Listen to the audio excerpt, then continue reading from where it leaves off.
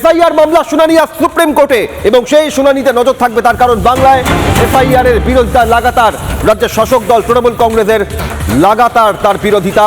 মমতা বন্দ্যোপাধ্যায় প্রথম দিন সওয়াল করেন, আজ দ্বিতীয় দিন মামলা শুনানিতে মমতা বন্দ্যোপাধ্যায় সশরীরে হাজির থাকবেন না বলে সূত্রের খবর। মমতার হয়ে প্রশ্ন করবেন আইনজীবীরা।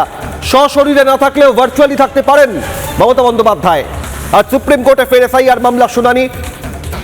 প্রথম দিন 4 ফেব্রুয়ারি শুনানিতে প্রধান বিচারপতি সহ 3 বিচারপতির বেঞ্চে এই মামলা শুনানিতে সওয়াল জবাব একের পর এক নির্দেশ দেন বিচারপতি এবং বেশ কিছু রিপোর্ট আজ আদালতে জমা করবে। একদিকে নির্বাচন কমিশনের আইনজীবী, অন্যদিকে তৃণমূল কংগ্রেসের তরফ থেকে আইনজীবীরা। সব মিলিয়ে আজ 9 ফেব্রুয়ারি সুপ্রিম কোর্টে নজর গোটা বাংলার, তার কারণ এসআইআর মামলার বিরোধিতায় লাগাতার হুমকি, শাসানি, ধমকি আর আইনিভাবে মামলা দায়ের। সেই মামলা শুনানি আজ। সরাসরি সহকর্মী সুখেন্দুর কাছে যাব। এখনো পর্যন্ত যা খবর যে আজকে শুনানিতে সুপ্রিম কোর্টে সওয়াল জবাবে থাকবেন না মুখ্যমন্ত্রী মমতা বন্দ্যোপাধ্যায়, এমনটা জানা যাচ্ছে। তবে থাকলেও তিনি ভার্চুয়ালি উপস্থিত থাকতে পারেন, সেই সম্ভাবনাও একটা কোথাও থাকছে। তবে সেই সম্ভাবনা অত্যন্ত ক্ষীণ বলে এখনো পর্যন্ত জানা যাচ্ছে।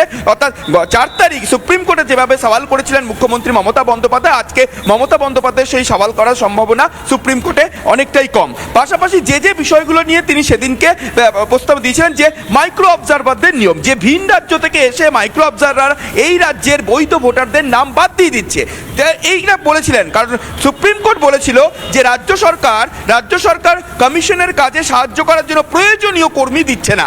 মাত্র 80 জন গ্রেড 2 অফিসার দিয়েছিলেন এসআইআর কাজের জন্য।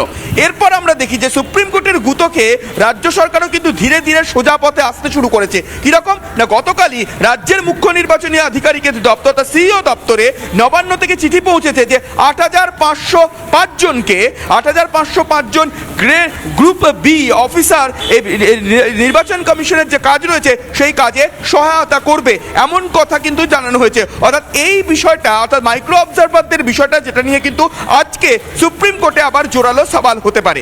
শুধুমাত্র মাইক্রো অবজারভারদের বিষয়টা নয়, এর পাশাপাশি আমরা জানি যে আগের দিনে আমরা দেখেছিলাম যে বিএলওদের বিভিন্ন এসআইআর আতঙ্কে বিভিন্ন ভোটার এবং বিএলওদের মৃত্যু, সেই নিয়ে তিনি সওয়াল করেছিলেন।